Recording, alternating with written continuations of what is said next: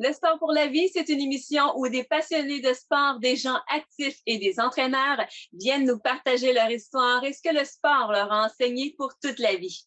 Tout ça dans le but d'aider les parents et les entraîneurs à accompagner les petits et grands sportifs à prendre soin d'eux et à développer leur intelligence émotionnelle avec le sport comme outil. Bienvenue à tous les passionnés de sport pour la vie.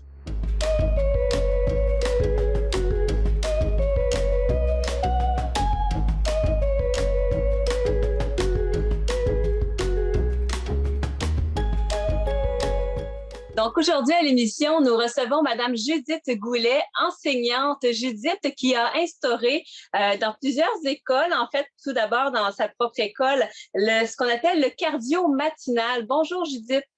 Bonjour, Madame Annie, ça va bien? Oui, ça va bien, merci. Judith, et vous, Oui. Ça va bien? Oui, ça va bien. Vous êtes quand même dans une bonne vague, justement, hein, parce que on a vraiment, ça a vraiment explosé, là, votre cardio matinal. Est-ce que vous pouvez nous expliquer un petit peu plus en détail, c'est quoi ce projet-là? Parce que ça a grandi, là. Ça a vraiment grandi, effectivement, parce que c'est parti à la base à mon école à Saint-Alexandre il y a 10 ans, quand je suis arrivée à l'école Hudon-Ferland. J'ai instauré ce nouveau projet-là qui s'appelait le cardio matinal, où une fois par semaine, toute l'école se rassemblait au gymnase, donc environ 200 élèves dans le gymnase. Et ces élèves-là bougeaient pendant une quinzaine de minutes, mais ils étaient guidés par des élèves de 6e année de l'école. Donc moi, au préalable, je formais ces enfants-là. On montait des chorégraphies, donc une pause active comme à 3 temps, que je vous expliquerai un peu plus tard. Fait que les 6e années, il y avait leur chorégraphie, ils devaient mener le groupe de 200 élèves en avant d'eux pendant environ 15 minutes, une fois par semaine. Donc, c'était le rendez-vous attendu à chaque semaine et c'était aussi comme c'était une tradition à l'école, les 6e années, ils attendaient ça à chaque année aussi, d'avoir la chance d'animer toute l'école puis de les faire bouger une fois par semaine. Fait que ça a commencé comme ça. L'idée était évidemment d'intégrer les enfants dans tout ça. C'était pas Judith qui était en avant. Effectivement, c'était pas moi qui étais devant à amener ça, c'était les grands de 6e qui étaient les vedettes, puis moi j'étais là comme en guide parmi la foule aussi, s'il y avait des fois des blancs de mémoire, mais sinon c'était les 6e années qui étaient en vedette, qui s'occupaient de ça, qui montraient aussi différentes alternatives à différents mouvements aussi. Donc c'était vraiment leur mission, leur responsabilité à chaque semaine. Super. Et comment on en est venu à parler de plus en plus de ce cardio matinal-là qui a changé de nom, là même? Et voilà, oui, on l'a rebaptisé parce que l'année dernière, avec le confinement, en fin d'année, on était de retour à l'école. Puis moi, j'ai continué à donner mes cours via Zoom, justement, à donner mes cours aux adultes parce que je suis coach de cours en groupe pour adultes. Donc, j'ai utilisé cette plateforme-là assez rapidement pour continuer à donner mes cours de ma session. Et là, en commençant l'année, cette année, 2020, là, on cherchait une façon de continuer à faire bouger les élèves de toute l'école, puis aussi de l'école de Sainte-Hélène et de Saint-Joseph qui se sont greffés à nous.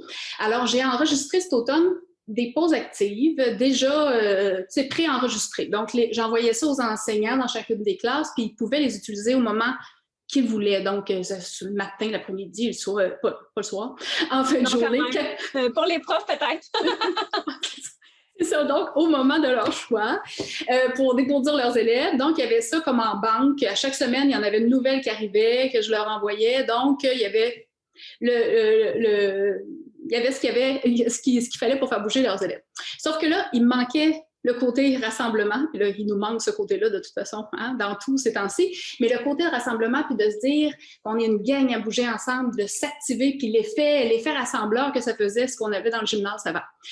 Et là, je me suis dit, mon Dieu, Zoom, on a le monde au bout des doigts avec ça. Donc, j'ai fait quelques séances Zoom en direct avec les autres classes de mon école et les classes de l'école de Saint-Joseph et Sainte-Hélène en test. Je voulais voir, là, est-ce que ça allait bien marcher, est-ce que les profs allaient embarquer, Et effectivement, ça a super bien marché. Puis là, il m'est venu une idée folle, un peu, là, de lancer ça. On sent un petit peu d'angoisse, là, à travers le ton de voix. Dans le fond, je ne m'attendais pas autant, justement, à ce que ça prenne cette ampleur-là, parce que je me suis dit, oh, mon Dieu, je vais lancer ça sur ma page Facebook, Judith Fit, justement, là, je vais annoncer ça, Judith Fit à l'école, puis les enseignants, que ça va leur tenter de faire bouger leurs élèves en même temps que nous, ben, ils vont s'inscrire, puis ils vont venir avec nous.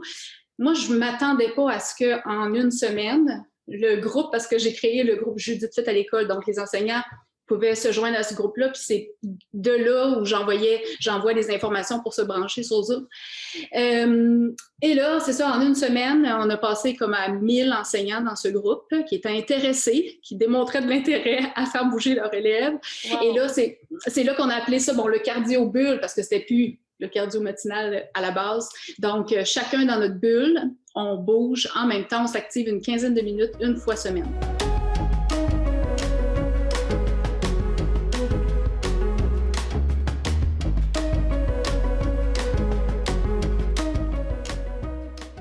Après vos écoles, il y a eu de l'intérêt pour d'autres écoles.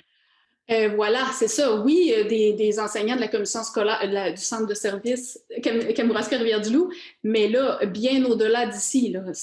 J'ai des gens de Montréal, de la Gaspésie, de l'Europe, des enseignants qui se sont branchés. Tu sais, les médias sociaux, le pouvoir des médias sociaux, c'est assez incroyable, tu sais. Celui-là qui connaît celui-là, puis connaît celui-là, puis là, ça a même dépassé les frontières. Donc, j'ai des enseignantes, des enseignantes et des enseignants de l'Europe qui ne se branchent pas en direct, mais qui ont l'opportunité de le faire avec la version enregistrée, parce qu'après l'avoir fait avec les classes qui ont pu se brancher avec nous, ben moi, je leur fournis l'enregistrement, donc ils peuvent l'utiliser au moment où ils veulent. Donc, les gens vous contactent pour avoir une vidéo, ils vont sur le groupe, comment ça fonctionne? Ils vont directement sur le groupe. Donc, sur le groupe, ils ont les informations pour se brancher en direct s'ils peuvent, parce que nous, tu sais, l'heure à laquelle j'avais fixé ça, c'était à 8h15 le matin. Moi, dans ma routine, le matin, c'est ça, ça marche, c'est comme ça. Tu sais, on est dans la vraie vie là, de mon enseignement, parce que mes élèves sont là, ils viennent d'arriver, ils viennent de faire leur petite routine de matinale, défaire le sac, puis là, sont fins et prêts à s'énergiser pour commencer la journée. Mais le 8h15 convient pas nécessairement à toutes les écoles à travers le Québec et ailleurs, parce qu'il y en a qui commencent plus tard. Donc, j'ai rapidement fait le lien de, mon Dieu, on va enregistrer le tout. Et ensuite, je fournis l'enregistrement sur le groupe. Donc, tout est là dans le groupe Judith Fit à l'école. C'est un tout compris. Mais là, est-ce que c'est encore les élèves qui font l'exercice? Là, pour cette formule-là, c'est moi-même qui anime, en fait. Donc, j'ai ma classe derrière moi, mes élèves. Je suis accompagnée de l'orthopédagogue de Mme Stéphanie, qui est derrière aussi à superviser pendant que moi, j'anime. Donc, c'est vraiment moi qui fais la séance, parce que là, ça devenait un peu plus compliqué d'intégrer les 6e années là-dedans, puis surtout de faire des midis de coaching, de formation, quand on ne pouvait pas nécessairement se voir entre bulles, là. Et justement, qu'est-ce que ça vous a appris, le fait qu'il y ait autant d'intérêt de partout dans le monde? Ça m'a complètement surprise, premièrement, de voir l'intérêt de tous ces gens-là, mais ça me montrait à quel point les enseignants ils étaient ouverts à essayer ces pauses activées-là, puis qui se rendent compte, comme moi, comment c'est efficace, puis qu'on a besoin de ça dans une journée. On a, nous, comme enseignantes, oui, mais les élèves aussi, parce que à force d'en utiliser à chaque jour, on se rend compte à quel point, mon Dieu, j'aurais donc dû intégrer ça dans mes journées, dans mes semaines, parce qu'avec une petite pause active, ça n'a pas besoin d'être si long. Parce que oui, la pause active que je propose une fois par semaine, là, ça dure 10 à 15 minutes. Elle est vraiment bien, tu sais, je vais vous en parler tantôt, mais vraiment bien organisée pour que ce soit une bonne dépense cardiovasculaire, que les enfants aient chaud, que leur rythme cardiaque monte. Mais dans une journée, on peut en faire plein de petites pauses aussi, tu sais, pas besoin d'être super élaboré. Fait que c'est vraiment pour... Moi, ça me montre à quel point les enseignants ils ont le goût d'essayer ça et d'intégrer ça à leur quotidien. Justement, d'intégrer ça au quotidien, vous disiez que vous aimeriez l'intégrer à chaque jour un petit peu. Quel est le retour que vous avez de vos propres élèves, justement, par rapport à ce cardio-bulle-là? Parce que c'est à partir d'eux autres, en quelque part, ils doivent être fiers aussi, là. Oh que oui, mes élèves sont vraiment fiers, puis ils font partie de tout ce processus-là, là, parce que quand, justement, on s'est rendu compte que le premier matin qu'on a fait la première édition cardio-bulle, qu'on s'est rendu compte dans la page Zoom devant nous, sur le grand tableau devant, qu'il y avait des pages et des pages et des pages remplies de classes parce qu'on était 200 classes en même temps le premier matin. Fait que les élèves étaient ça aussi... Ça prend pas un Zoom de 100 personnes, là? Non, ça me prenait une version un petit peu plus haute là, pour ça.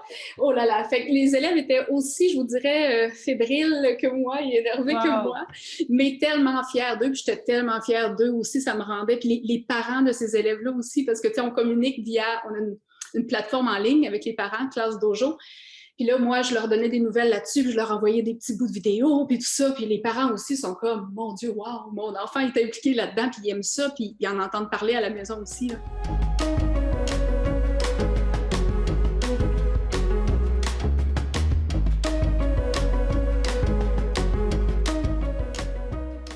Qu'est-ce que vous pensez qu'ils retiennent de tout ça? Ah, moi, je pense dans le fond, moi, je pense, premièrement, qu'ils se rendent compte, parce qu'on en parle souvent aussi, de comment on se sent après avoir fait une pause active, là. Tu sais, je les questionne. Présentement, comment tu te sens, là? Juste avant, parfois, puis après, maintenant, comment tu te sens? Fait qu'ils se rendent compte de tous les bienfaits qu'ils ont avec cette pause active-là. Puis des fois, tu sais, le matin, je les sens un petit peu plus fatigués, tu sais, c'est peut-être moins bien dormi, puis que là, hey, Madame Judith, c'est eux autres mêmes qui vont me le proposer. On fait une petite pause active, on va se réveiller, comme ça va aller mieux pour travailler. Fait qu'ils se rendent compte tellement, puis ils voient aussi que, mon Dieu, qu'il n'y a pas de limite là, avec tout ce qui se passe là, présentement, puis que hey, c'est eux qui font bouger, parce qu'eux autres aussi c'est les exemples. Oui, je suis là à animer, mais eux autres aussi, là, c'est des super leaders en arrière de moi, puis ils montrent l'exemple à d'autres enfants dans d'autres écoles. Voilà, donc ils apprennent justement à être en quelque sorte des leaders. Puis, qu'est-ce que vous diriez comment ça affecte leur motivation? Ah, mais là, c'est clair que la pause active comme telle, c'est clair que la motivation, puis moi, j'utilise aussi la musique, hein. Donc, on sait le pouvoir de la musique aussi, puis mixer avec des mouvements qui vont aller chercher un bon rythme cardiaque. Fait que c'est clair que la motivation, quand on fait ça, puis qui ont le goût de le faire aussi, là, qui sont vraiment comme, ils ont hâte de le faire, puis ils le proposent. Et c'est clair que la motivation est encore plus là, puis ils sont encore plus énergiques, puis prêts après ça à travailler, puis à fournir des efforts dans le plus académique, mais ça aide. Un va plus sans l'autre dans ma classe. Là. Donc, Judith, vous dites que ça fait 10 ans que vous faites des cardio matinaux dans votre classe. C'est quand même une approche qu'on pourrait appeler une nouvelle approche. Donc, comment c'est perçu cette approche-là? Comment ça a été perçu dès le départ? Parce que ça fait 10 ans, donc ça fait un bout. Donc, au départ jusqu'à maintenant, est-ce que vous avez vu comme vraiment un intérêt grandissant là, par rapport à cette approche-là? C'est clair que dans mon école, la première année que j'ai proposé ça à mes collègues, ça a été accueilli vraiment positivement. Tu sais, la nouvelle qui arrive à l'école, puis que, OK, on commence quelque chose de nouveau, mais vraiment, là, ça a été accueilli très positivement.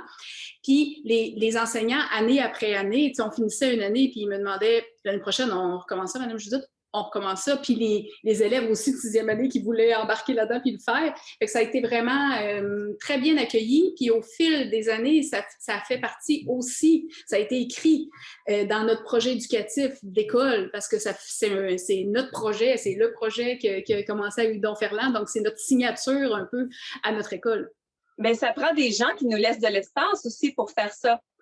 Effectivement. Donc, oui, j'ai eu la chance d'avoir des profs qui m'ont dit « go » puis qui embarquent aussi parce que c'est vrai que, tu sais, cette invitation-là que je lançais une fois semaine, « go, on s'en va au gymnase », ça demande aussi de l'adaptation dans ta planification de ta semaine. Si tu sais, si c'est le mardi matin, ben là, tu vas prévoir en conséquence qu'on va faire un 15 minutes là, puis après ça, on va continuer. Fait que c'est sûr que c'est de la flexibilité de toutes parts, mais j'ai une équipe incroyable qui me suit dans mes folies, dans mes projets.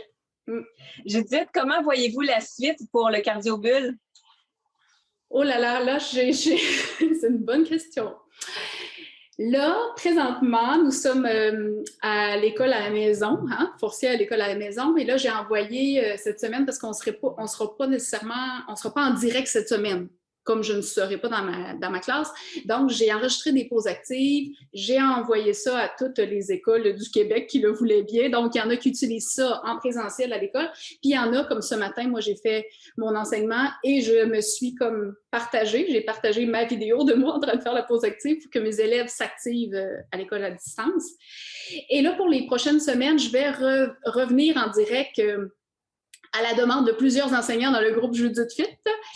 Puis, la suite des choses, je vous dirais qu'il y a plein de choses qui se passent dans ma tête présentement, plusieurs idées, plusieurs choses qui s'entrecroisent.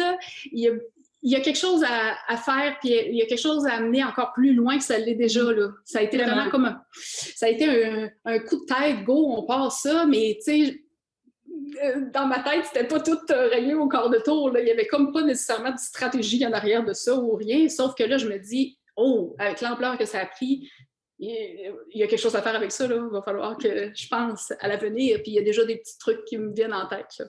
Bien là-dessus, Judith Goulet, merci beaucoup de votre temps aujourd'hui pour l'émission. Vous êtes si inspirante. Merci beaucoup. Merci beaucoup, Annie.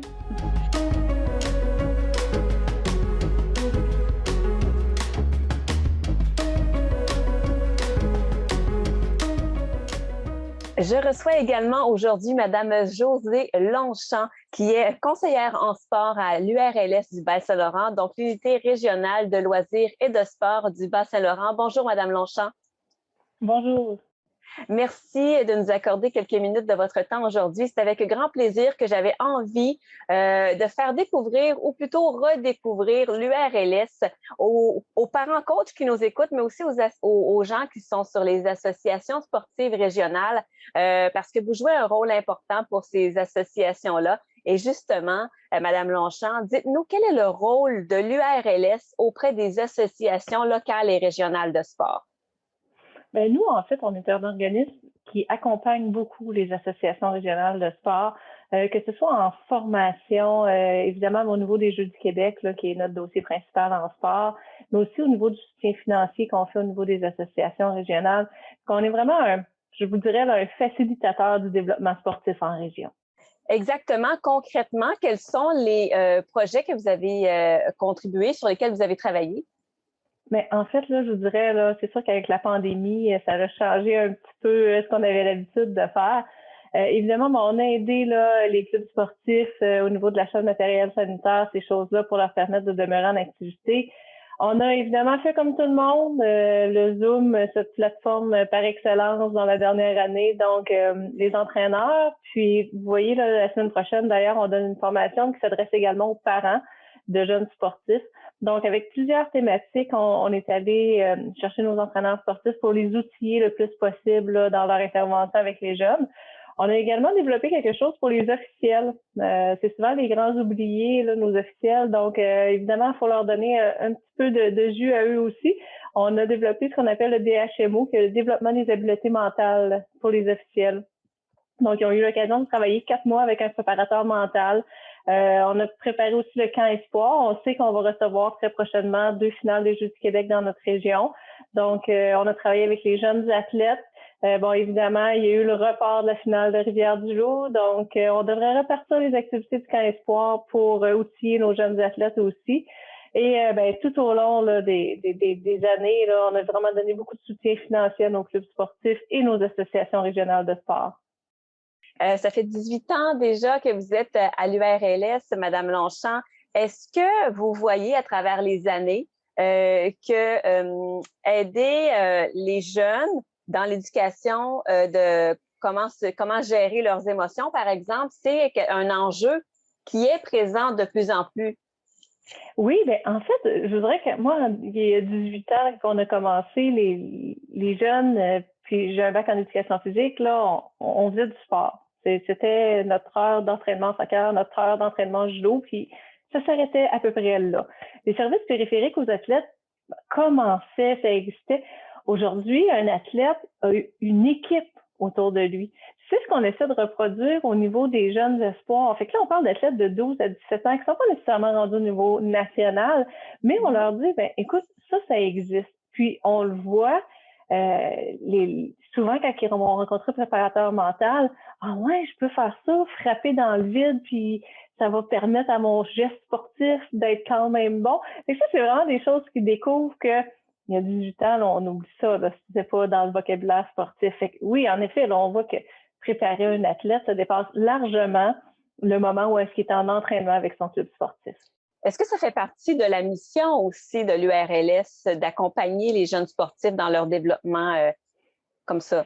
Bien, nous, en fait, notre mission, c'est beaucoup de coordonner le programme des Jeux du Québec. Évidemment, on élargit un petit peu ça, puis on profite du fait que les finales s'en viennent à la maison pour donner un petit plus. Fait que c'est la première année là, qu'on faisait ça, le camp espoir. Assurément qu'on va le faire pour nos athlètes d'été parce que les Jeux de Rimouski s'en viennent en 2023. Puis bon, avoir le succès de la chose, j'ai bien l'impression que ça va se poursuivre dans le temps parce que on se rend compte que nos athlètes ont le besoin de ça.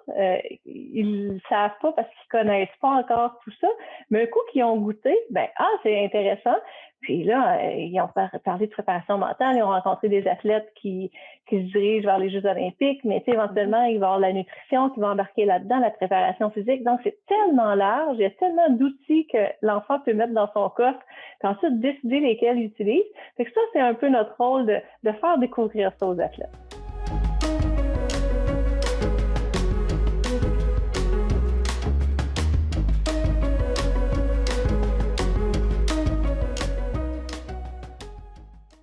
Est-ce que vous avez dans vos cartons des formations à ce sujet-là là, sur les besoins périphériques de l'athlète? Absolument. On continue à travailler. Comme je vous disais, nous, on va relancer le camp espoir pour nos jeunes athlètes de 12-17 ans vers Rivière-du-Loup 2022. Déjà en avril, là, moi, je suis en communication avec des gens, là, même en fin d'avant-midi, je rencontre un autre préparateur mental. Donc, ça bouge beaucoup.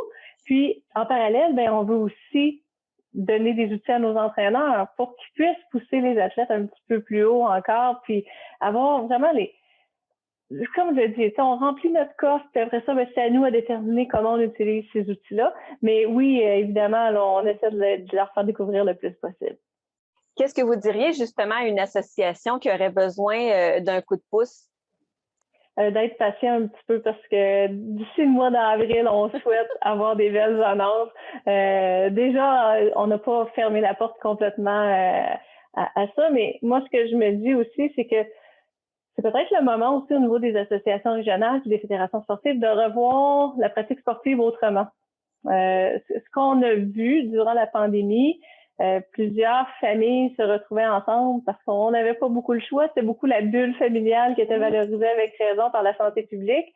Et ce qu'on a remarqué aussi, c'est que beaucoup les gens se sont dirigés vers la pratique libre, vers le plein air, vers des activités où est-ce que il est 2h15, on sort, on va faire l'activité. Donc, il n'y a plus cet encadrement, cet horaire-là. Les jeunes vont avoir besoin de retrouver l'encadrement, puis de retrouver l'esprit de groupe, puis l'esprit sportif dans un club. La motivation, la discipline. De jouer, de se comparer aux autres, ils ont besoin de ça. Mais il faut voir aussi le besoin familial qui est peut-être une belle porte d'entrée pour le sport, parce que peut-être qu'un club sportif peut avoir une offre qui est différente. Est-ce qu'il n'y aura pas des entraînements par enfant? Est-ce qu'il n'y aura pas des entraînements libres? Tu sais, il y a tout ça, je pense qu'il faut se remettre en question. Justement, est-ce que ça nous aurait peut-être pas ramené à l'aspect essentiel du sport qui est le plaisir, justement? Et deux, peut-être que ça aura amené un parent à développer justement une passion pour le coaching? Absolument. Puis, tu sais, on parle souvent des enfants qui veulent se dépasser puis qui veulent... je pense, on parle souvent, je pense que c'est beaucoup plus les adultes qu'on dit c'est important, ils vont gagner un match. L'enfant, là, quand il va sur un terrain ou une glace ou n'importe quel plateau sportif, son premier objectif, c'est d'avoir du plaisir.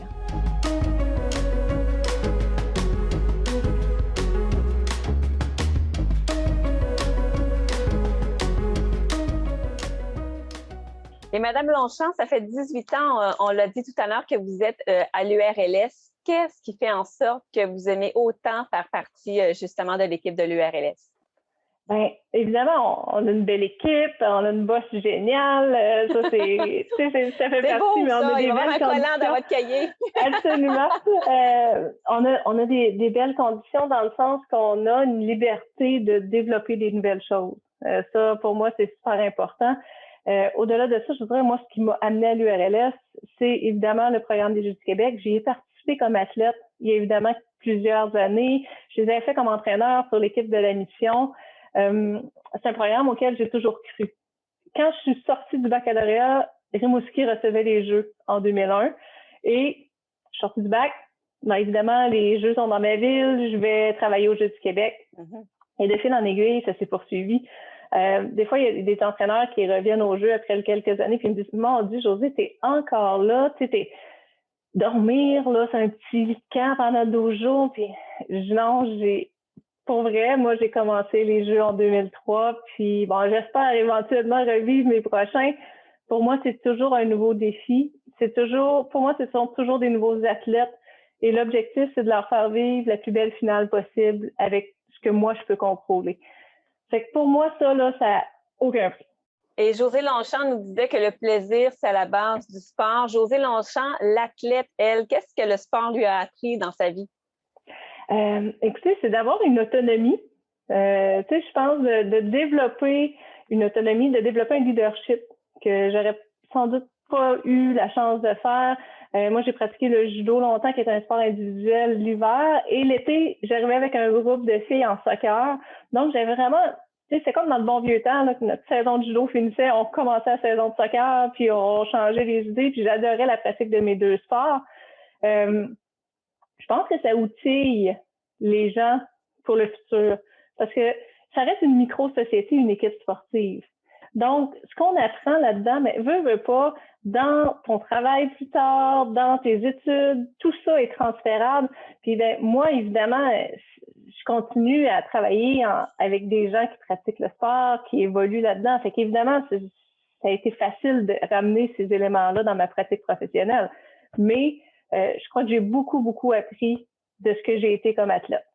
Et est-ce que vous auriez aimé justement avoir les outils que les jeunes athlètes ont aujourd'hui? Absolument.